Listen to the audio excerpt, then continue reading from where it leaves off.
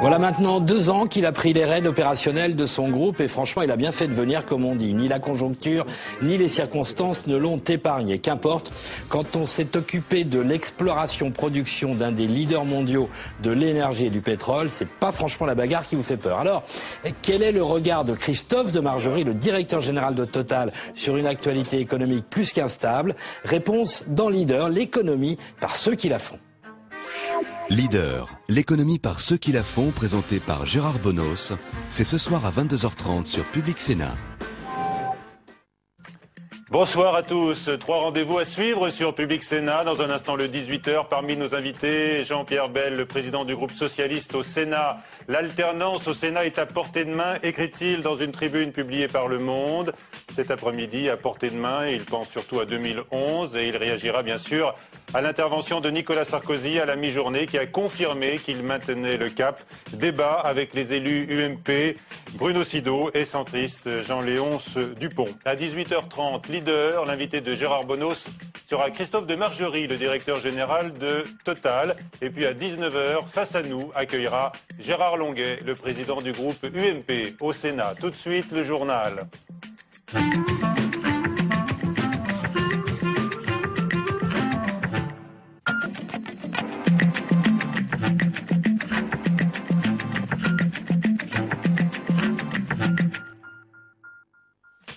Le 18h, toute l'actualité politique et parlementaire. Voici les titres de ce mercredi 24 mars. Poursuite des réformes, celle des retraites devra être réglée dans les 6 mois. Clin d'œil à l'électorat de droite, notamment sur la sécurité. Mais défense de l'ouverture à gauche. Nicolas Sarkozy rompt le silence dans une déclaration d'1 quart d'heure après le Conseil des ministres. Poursuite de l'augmentation du chômage au mois de février, plus 7800 demandeurs d'emploi, mais une hausse moins forte qu'en janvier, insiste le gouvernement. Aucune amélioration n'est à attendre avant l'année prochaine.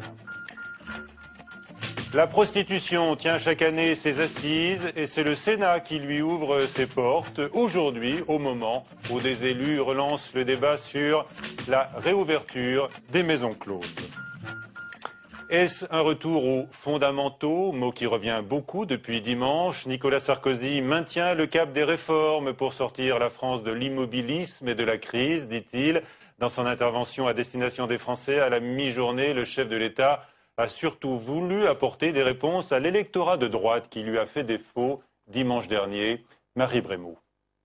Rien ne serait pire que de changer de cap du tout au tout. Pas de changement du tout au tout après la cuisante défaite au régional, mais le chef de l'État adoucit le ton.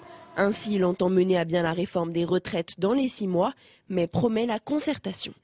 Je le dis clairement, je suis prêt à aller à une crise en Europe plutôt que d'accepter le démantèlement de la politique agricole commune. En s'adressant au monde agricole ou aux médecins, Nicolas Sarkozy veut rassurer à droite. De plus, il confirme le recul sur la taxe carbone, puisqu'il la subordonne à une application européenne. De quoi contenter les parlementaires UMP qui la jugeaient trop impopulaire. La sécurité est une priorité. Avec une augmentation significative des atteintes aux personnes physiques, le président reprend la main et veut faire preuve de fermeté, notamment pour la violence dans les stades.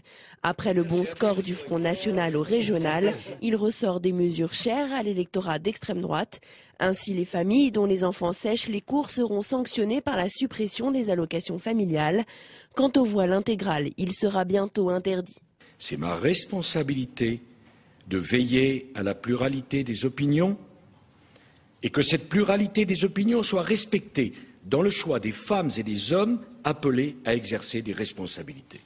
Rassurer les cadres de l'UMP, flirter sur les terres de l'extrême droite, et pourtant Nicolas Sarkozy défend sa politique d'ouverture à gauche, et ce au nom de la lutte contre le sectarisme et d'une république irréprochable.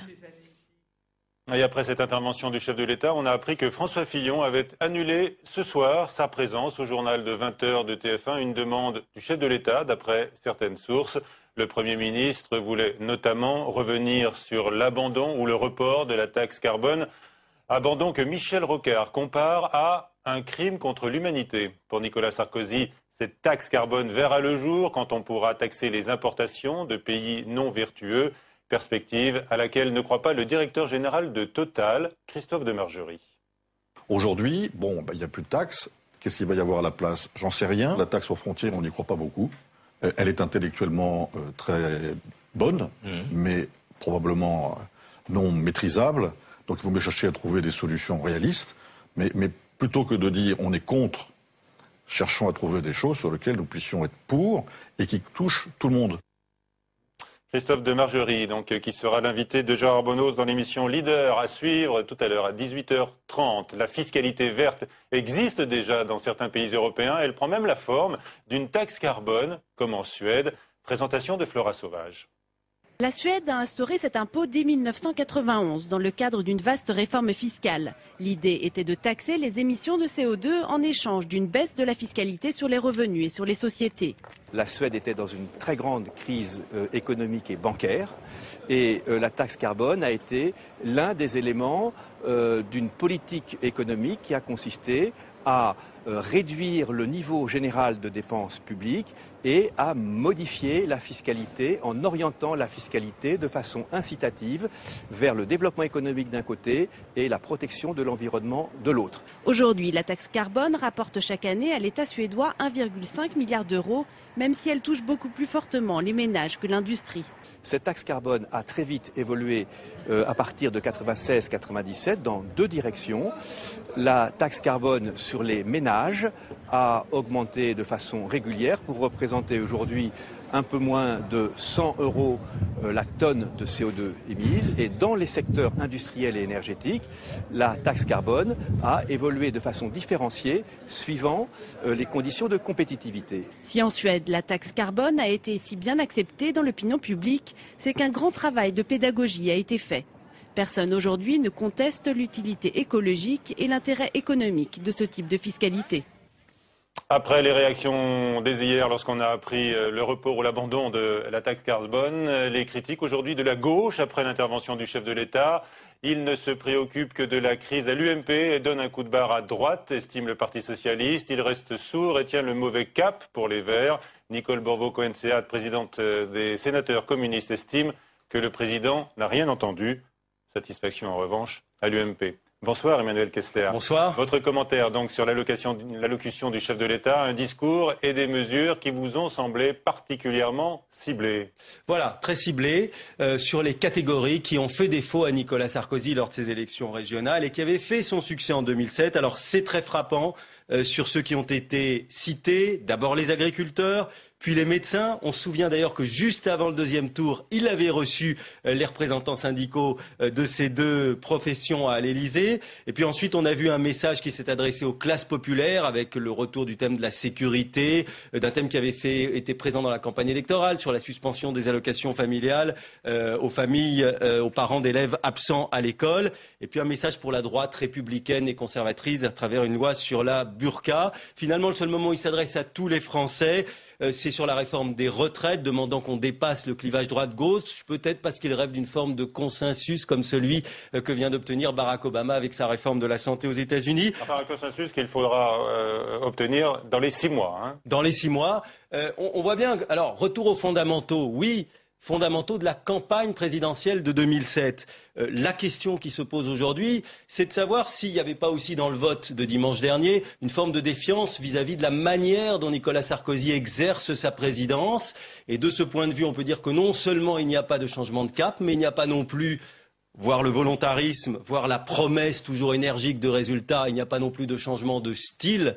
Mais ça ne peut peut-être pas se faire en quelques jours. Merci Emmanuel. Fort de son succès électoral, le PS rebondit par voie d'affiche pour dire « Maintenant, j'y vais », un slogan trouvé par Martine Aubry, Bérengère Dinglas.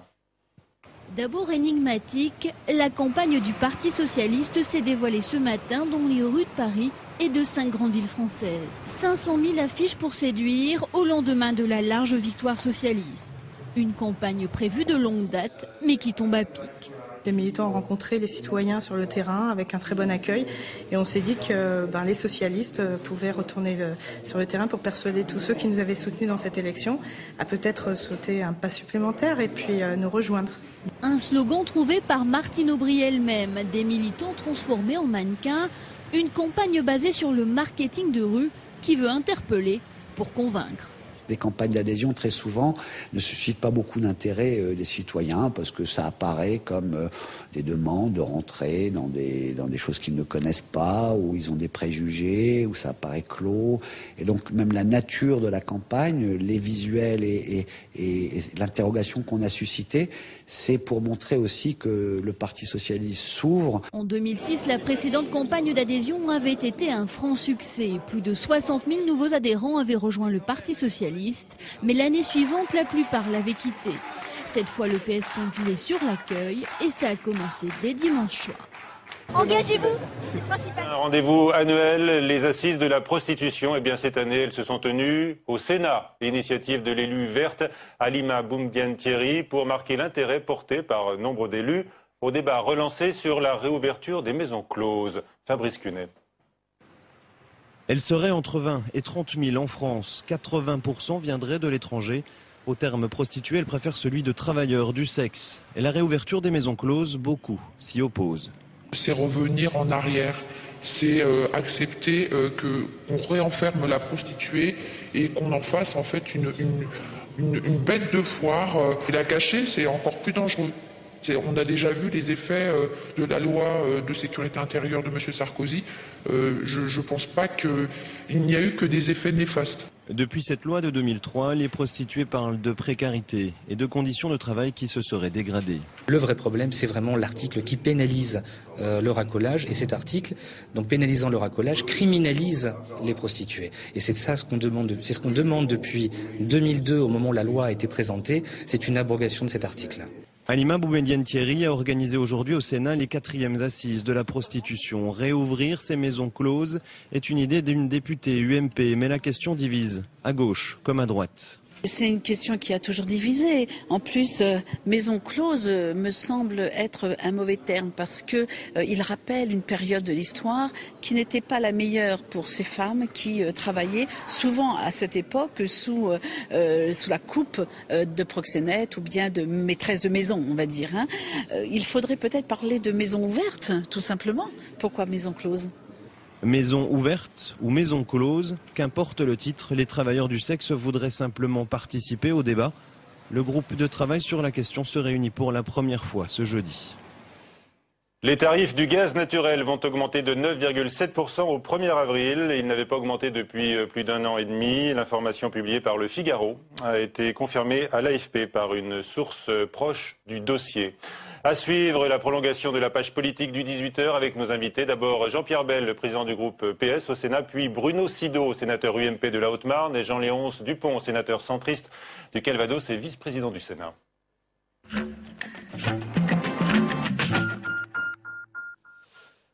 L'invité donc du 18h, Jean-Pierre Bel, bonsoir. Bonsoir. Et maintenant, je lis dans Le Monde, l'alternance au Sénat. Maintenant, vous voulez dire en 2011 ? Je veux dire qu'après les élections régionales, la question se pose. Et l'alternance pour une assemblée dans une démocratie, c'est quand même une nécessité. Et je pense qu'aujourd'hui, elle est d'autant plus ressentie.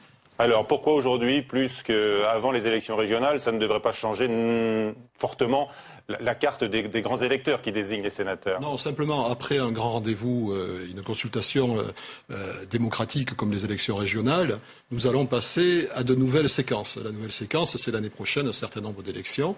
Et en septembre 2011, il y aura bien sûr des élections sénatoriales. Alors, ce que ces élections régionales ont confirmé, c'est l'ancrage de la gauche sur le territoire. Et aujourd'hui, cette alternance vous semble-t-elle inévitable? Ou alors est-ce que le mode de scrutin que vous dénoncez, d'ailleurs, vous parlez d'un scandale, peut-il maintenir le statu quo au Sénat? Écoutez, d'abord, je dis très simplement un raisonnement que chacun peut comprendre. Le Sénat représente les collectivités territoriales. Les régions, on l'a vu, sont très largement à gauche. Les départements majoritairement et les communes également. Dans un pays qui se dit démocratique, on devrait donc avoir la traduction immédiate et de voir l'Assemblée censée représenter ces collectivités elle-même au moins connaître l'alternance que nous n'avons jamais connue ici au Sénat. Est-ce que le Sénat serait plus moderne et en quoi? Puisque vous l'écrivez dans Le Monde, vous dites qu'un président socialiste au Sénat rendrait cette institution plus moderne. En quoi? Oui, je pense que on a souvent dénoncé les travers du Sénat. Le fait qu'il n'y ait pas d'alternance a amené un certain nombre de comportements et de pratiques. Et cette Assemblée, il est vrai, a longtemps constitué ce que certains ont appelé le temple du conservatisme. Et aujourd'hui, je constate qu'il exécute purement et simplement les volontés du président de la République, du gouvernement. Vous n'avez pas senti ces derniers mois une velléité d'émancipation? Il y a eu quand même des débats sur lesquels la majorité ici du Sénat a tenté de corriger l'exécutif, la taxe professionnelle d'abord, ou encore les tests ADN. Je crois qu'il vous faut bien comprendre que quelquefois les états d'âme de la majorité présidentielle et nationale transparaissent en effet dans les rangs de la majorité du Sénat. Mais que ce soit sur la taxe professionnelle et sur d'autres réformes pour lesquelles on a vu un certain nombre de mouvements au sein de la majorité, au bout du compte, de toute façon, c'est toujours vers la volonté du gouvernement, vers la volonté de ce président que le Sénat va. Donc l'alternance est nécessaire si nous voulons rééquilibrer nos institutions. Vous êtes, je l'ai dit, président du groupe socialiste au Sénat demain, en 2011. Demain, vous voyez président du Sénat? Écoutez, je crois que demain, je verrai très bien une majorité de gauche ici au Sénat. Je pose la question du président. Je suis président du groupe socialiste au Sénat. Je crois que nous sommes prêts à exercer nos responsabilités les uns et les autres. J'ai déjà été candidat à ce poste 2 fois, je vous signale. Très bien, et vous le serez la prochaine fois. Donc on peut l'imaginer. Jean-Pierre Bel, votre réaction au discours de Nicolas Sarkozy à la mi-journée, vous l'avez entendu, pas de changement de cap. Les réformes vont se poursuivre. La question qui se pose, c'est de savoir si Nicolas Sarkozy a entendu ce qui s'est passé dimanche. Ce qui s'est passé dimanche, c'est un résultat d'élection où, je crois, il y a eu un désaveu évident de la politique du président. Annonce, c'est sa réponse. Donc on pouvait attendre un président différent. Et on a vu un même président qui, par ailleurs, s'adressait plutôt aux siens qu'aux Français. On a vu un président qui a plutôt voulu rassurer des catégories qui semblaient lui échapper, et qui a montré un certain raidissement. J'ai entendu dans les commentaires tout à l'heure qu'il aurait plutôt annoncé des mesures de nature à satisfaire un électorat qui se situerait plutôt à la droite de la droite qu'aux Français dans leur ensemble. Est-ce que certaines d'entre elles vous choquent particulièrement? Est-ce que vous en avez retenu une? Écoutez, j'ai retenu cette proposition sur les sanctions concernant les enfants par rapport aux familles. Je crois que c'est une mesure démagogique qui veut donner le sentiment que l'on a entendu un certain nombre de peurs, de craintes, mais qui en même temps ne règle pas le problème. Donc c'est bien à l'image de ce président.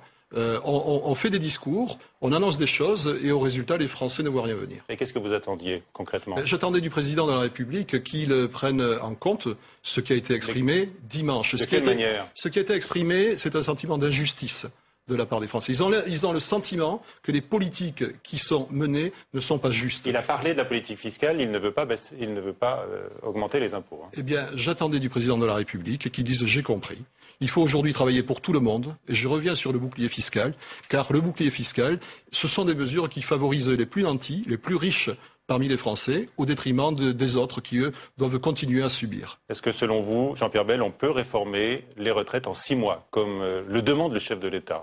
Je crois qu'il dit refuser un passage en force, mais si il veut en 6 mois conduire le dialogue social, la concertation avec les syndicats, il veut en même temps prendre la mesure de la situation. S'il veut en même temps conduire un vrai débat parlementaire, je pense qu'il faudrait qu'il se donne du temps. Et 6 mois, ça me paraît un délai quand même extrêmement court, et même trop court, par rapport à un sujet aussi important. Qu'est-ce qui nous amène à vouloir le faire en 6 mois plutôt qu'en 9 mois ou en 10 mois? Je crois qu'il faudrait mesurer cela. Et la méthode a beaucoup d'importance sur ce sujet. Très bien. Allez, dernière question. Ensuite, on va ouvrir le débat avec 2 sénateurs qui vont venir, un de l'UMP, l'autre de l'Union centriste. L'abandon de la taxe carbone. On n'a pas très bien compris la position du Parti socialiste, Jean-Pierre Bel, puisqu'il était contre la formule proposée. On ne sait plus très bien exactement ce que réclamait le Parti socialiste. Ce qu'il faut se poser aussi comme question, c'est que signifie cette cacophonie au sein du gouvernement? Quand vous avez une volonté qui est affichée, un président qui dit l'honnêteté veut par principe de faire adopter cette mesure, lorsque elle est proposée par le gouvernement, retenue par les parlementaires, et qu'ensuite le président lui-même décide de la retirer, alors que me semble-t-il, il y a eu un électorat, un vote plutôt écologiste assez fort qui a manifesté certaines préoccupations. ça me paraît incohérent. Comment le PS, est-ce que c'est cohérent d'entendre le Parti socialiste déplorer l'abandon d'une mesure qu'il critiquait? Non, nous, ce qui nous paraissait incohérent et injuste, encore une fois, c'est de faire peser sur les moins favorisés, ou pas, en tout cas parmi les Français qui ne sont pas favorisés, ceux qui se rendent à leur travail tous les matins en voiture parce qu'ils n'ont pas d'autres possibilités, faire peser la charge d'un nouvel impôt. Donc oui, à une contribution par rapport à ce problème qui est un vrai problème, et on est tous conscients, mais faisons-le de façon juste. Ce n'était pas le cas dans la méthode qui avait été retenue et le fond de la réforme qui était proposée. Allez, 2 sénateurs nous rejoignent pour participer à ce débat sur l'intervention du chef de l'État, Bruno Sido et Jean-Léonce Dupont. Donc, et d'abord un extrait du discours du chef de l'État qui a évoqué l'un des phénomènes marquants du scrutin des régionales, avec bien sûr l'échec pour son camp, Jean-Pierre Bel. L'autre phénomène, c'était l'abstention. Le malaise que beaucoup d'entre vous ont exprimé vis-à-vis de la démocratie et de la politique, en s'abstenant ou en choisissant des votes protestataires, n'a d'autre origine que le fait que pendant trop longtemps, collectivement, la société française a trop cédé sur ses valeurs, sur ses principes, valeurs et principes qui fondent notre pacte civil et notre pacte social. Trop longtemps, on a toléré que la violence pénètre à l'école, que l'agresseur soit traité avec plus d'égard que la victime, que le travail soit dévalorisé, que le mérite ne soit plus récompensé. Eh bien, je m'y engage, il n'y aura plus aucune concession. Trop longtemps, nous avons supporté les atteintes à la laïcité, à l'égalité de l'homme et de la femme, les discriminations, l'irresponsabilité de certains parents qui ne s'occupent pas de l'éducation de leurs enfants. Ce n'est plus supportable. Trop longtemps, nous avons accepté les concurrences déloyales, les dumpings qui détruisent nos emplois. Ce n'est plus acceptable. Voilà, ce n'est plus acceptable. Formule déclinée, on le voit par le chef de l'État. Bruno Sido nous a rejoint, sénateur UMP de la Haute-Marne. Bonsoir. Bonsoir. Et à vos côtés, Jean-Léonce Dupont, sénateur centriste du Calvados et vice-président du Sénat. D'abord, Monsieur Sido, est-ce que vous êtes rassuré par l'intervention du chef de l'État ? Écoutez, moi, en tant qu'élu de la majorité, ayant participé hier à cette thérapie de groupe. Hein. Voilà, il y a eu une thérapie de groupe hier et on attendait du chef de l'État qu'il réagisse effectivement à ce scrutin. On ne peut pas dire que le président de la République soit autiste. On connaît sa manie des sondages.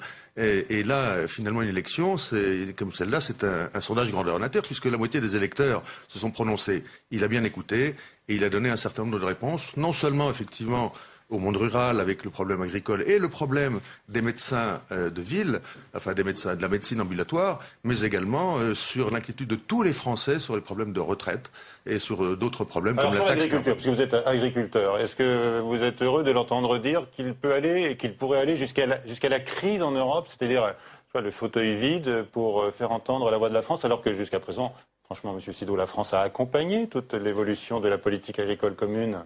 Oui, je constate que le président de la République a été très gaullien en la matière. Effectivement, il y a trop nombreuses années qu'on ne parle plus de préférence communautaire, de sécurité alimentaire, etc. Je crois qu'il faut percer l'abcès, crever l'abcès, parce qu'il y a un vrai problème et on ne peut pas être sur les marchés mondiaux. Mettre un terme à la dérégulation des marchés agricoles.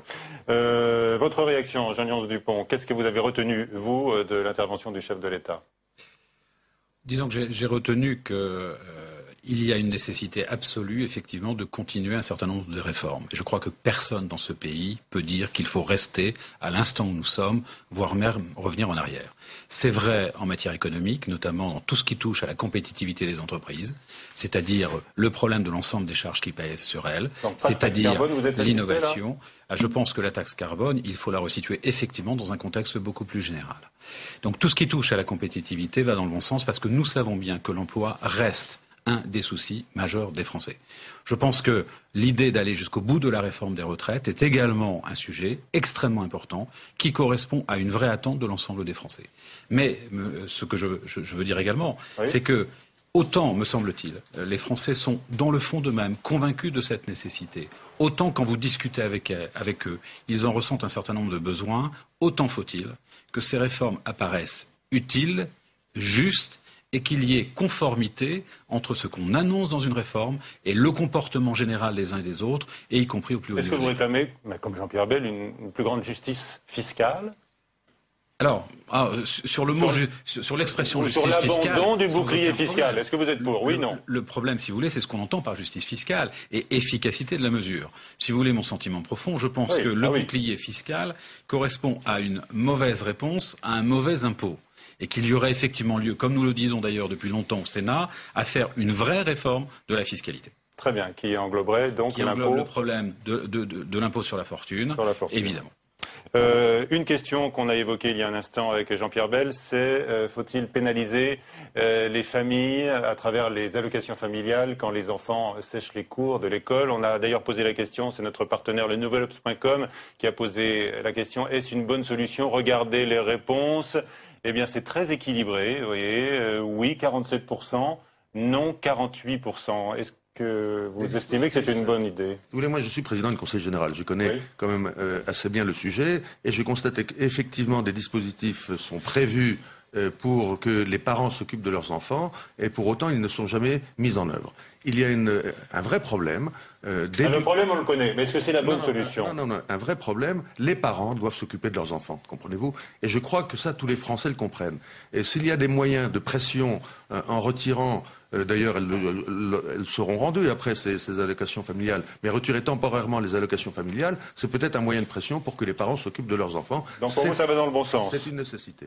Oui ou non à une loi sur la burqa? Vous vouliez réagir peut-être sur et mettre une réserve? Président de la Commission des affaires sociales de mon département, le Calvados, moi, il me semble que c'est une mesure parmi d'autres possibles, mais évidemment pas systématique. Le dernier recours. Évidemment qu'il faut rechercher avec l'ensemble des travailleurs sociaux la possibilité de résolution et lorsqu'il y a une impossibilité, éventuellement utilisée à la marge et, comme le disait mon collègue, évidemment dans le temps. Encore un mot, Bruno Sido, quand même, parce qu'on a entendu aussi Nicolas Sarkozy faire une sorte de pied de nez aux parlementaires de la majorité que vous êtes, puisqu'il a défendu l'ouverture à gauche. Hein. Tout le monde s'est pourtant mobilisé contre, là, dans les rangs. Alors, effectivement, je l'ai bien écouté, je l'ai relu, et je considère que ces arguments sont très bons.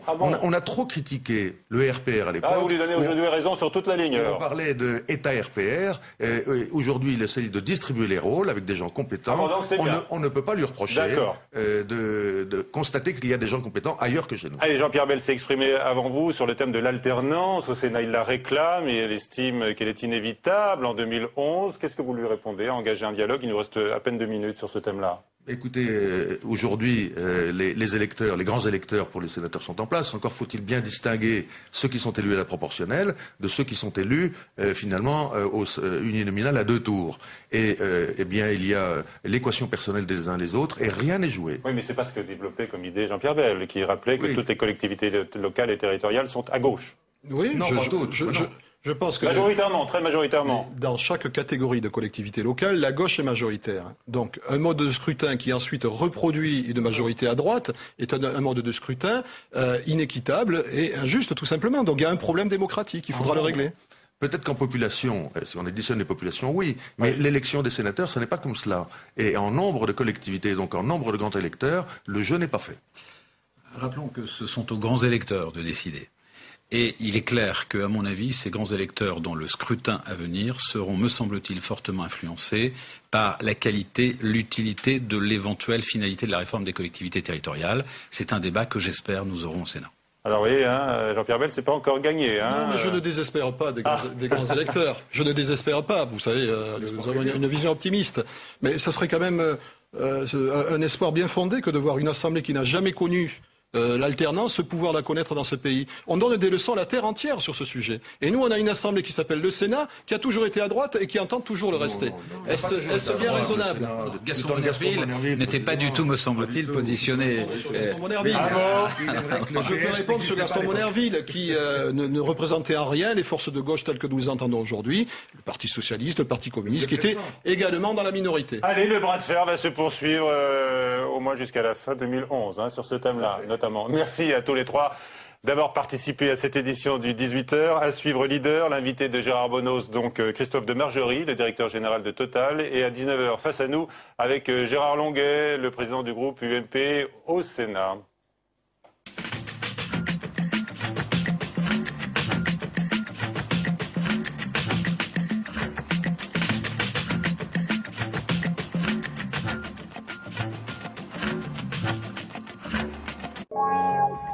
Après la défaite de la majorité aux élections régionales, l'ancien Premier ministre Dominique de Villepin lance une initiative politique. La conférence de presse de Dominique de Villepin, c'est jeudi à 11h en direct du Presse Club sur Public Sénat. L'hiver n'a sans doute jamais été aussi long et rude, le froid a rarement été aussi vif et piquant, et pourtant on parle toujours de réchauffement climatique. La conférence de Copenhague, vous le savez, a échoué, on nous prédisait un échec catastrophique s'il se produisait. Est-ce que ça veut dire que nous allons tout droit dans le mur? C'est ce qu'on va essayer de comprendre sur Public Sénat. Le débat, le réchauffement climatique et ce grand désordre qu'on sent poindre chez les scientifiques, c'est sur Public Sénat. Benoît Duquesne présente Le Débat, samedi à 23h sur Public Sénat.